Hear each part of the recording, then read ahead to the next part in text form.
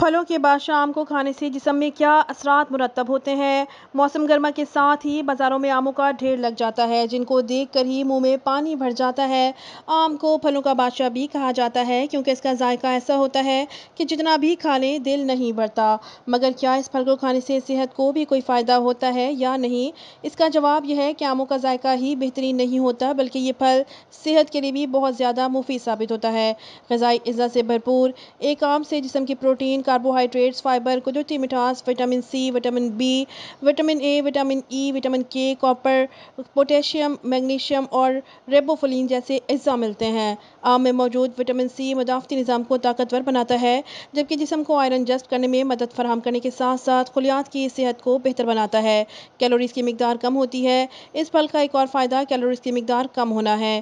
165 gram آم میں 99 calories ہوتی ہیں اور ایک تحقیق میں دریافت کیا گیا کہ کھانے کے آغاز میں آم جیسے پھل کھانے سے بسیار خوری کی روک تھام میں مدد ملتی ہے۔